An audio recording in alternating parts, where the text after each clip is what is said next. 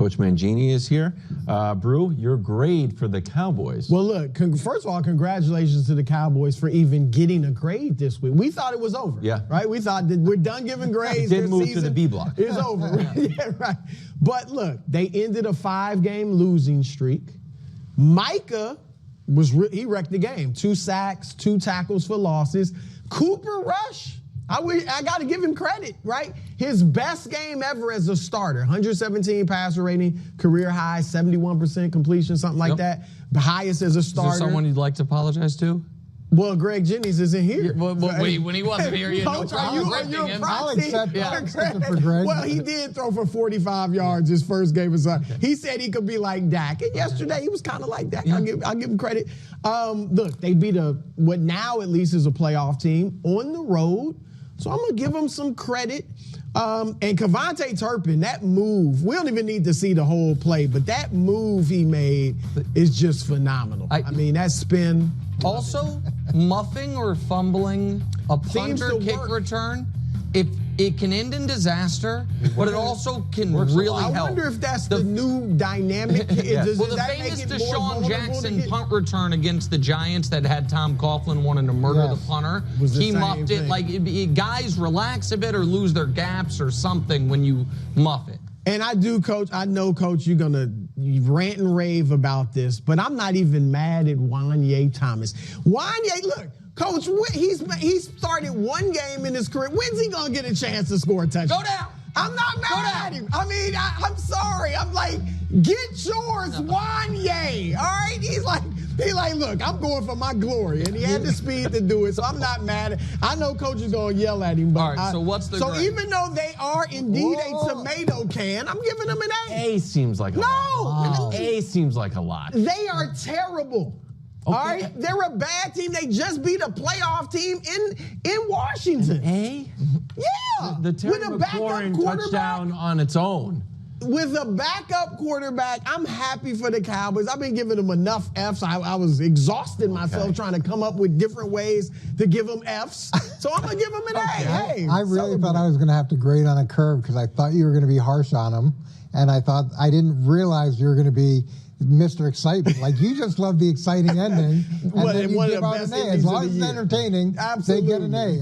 And that the game was entertaining. It should have never, ever had that onside kick go back for a touchdown. I mean, you just gave up a long bomb. Is that coach? I know you're hesitant to criticize the coaches, but don't the coaches have to tell the guys, if we recover this, just fall on it? Go down, like, isn't that the last thing they tell them? There's no discussion where you're like, hey, if this comes, try to pick it up and run it back for a touchdown. Like.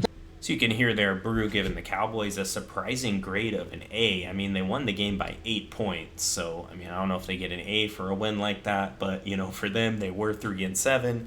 So just getting a win and kind of stopping the bleeding is huge for them. Getting them to 4-7, I mean, season is still over. Cowboys are still cooked. They're done. They're not making the playoffs this year. But, surprising grade there from Brew. And, we've seen a lot of teams kind of in this same situation. They give a massive contract to their quarterback, and then they just kind of fall off the map. Now, I know Dak is hurt right now. Cooper Rush is standing in there. But it seems to be a theme, that just continues throughout the NFL.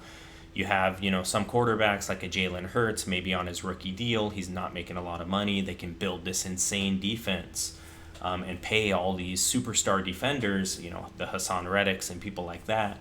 And they can be a very good team. They can be competing for the Super Bowl. And then once they pay their quarterback and they gave Jalen Hurts that fat contract, boom, they just had that, supernatural funk, as Brew calls it, last year. And they won a lot of games early, and then just totally collapsed late in the year. Just not the same team.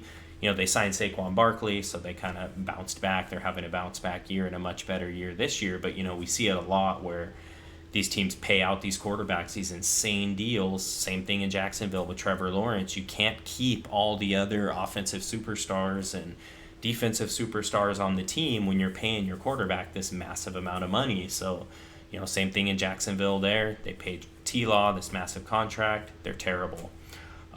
Similar situation going on in Miami with Tua. Now, he also was hurt, so kind of similar to the Cowboys situation. You know, their quarterback that got the huge contract gets hurt, doesn't play every game, but, you know, same thing. Tua gets this massive contract. Miami falls off the map. Now they are kind of coming back. Tua's back in there. They're playing a little bit better lately. So we'll kind of see if they can kind of dig themselves out of the hole that they created for themselves there and actually make the playoffs. But, you know, we see this a lot. And, you know, the Niners are in a similar situation, right? They've got Brock Purdy making $900,000 a year. He's due for a massive deal.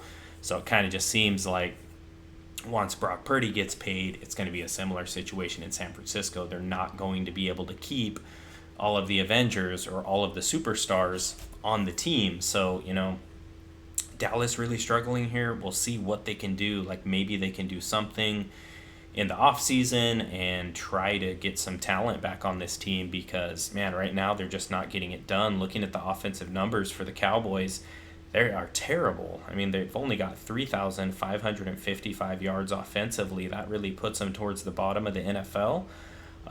So definitely below average right now. Offense for the Cowboys, and the one spot that is really killing them is the rushing. I mean, they've only got 908 rushing yards on the year, which is terrible. They're way down there near the bottom of the NFL. Vegas, they only have 821 yards rushing, so they're second to last in rush yards, which is just terrible. And then the points per game is pretty bad too. They're only at 20.1. Now, they're not at the bottom of the barrel. There are some other offenses out there that are not doing very good. The Pats only scoring like 16 a game. Panthers 17 a game. Jaguars with T-Law on that fat contract, they're only averaging 18 a game. The Browns are terrible, 16.9 points a game. Raiders, Jets struggling. So they're not at the very bottom when it comes to points per game. But, you know, they're definitely below average and not looking that great. And then defensively for the Cowboys, they're not looking too great either when it comes to like how many yards they are allowing. They've given up 2,400 plus passing yards. I mean, which is not good. Overall, giving up 4,000 yards. So, they're at the bottom of the league just in the number of yards that the Cowboys give up. And, they're giving up those 2,400 plus pass yards. They've given up over 1,600 rushing yards, which also is not good. And, the defense just giving up 29 points a game. I mean, if you're scoring like 20, 21 points a game and you're giving up 29 points a game, you're probably going to be 4-7, if not worse. So, Cowboys just, not getting it done this year offensively, not getting it done this year defensively. But let me know what you think about it. Is Dallas going to have a bounce back year next year? Or are we going to see more of the same? Because we kind of saw the Eagles drop off and kind of fall apart last year at the end of the season leading into the playoffs. But then they were able to sign Saquon Barkley and really bounce back nicely this year. Can the Cowboys do the same thing next year? Or are they going to have another sub-500 year next year? So let me know what you think about it in the comments section. Appreciate you for taking the time to watch this. Talk to you soon.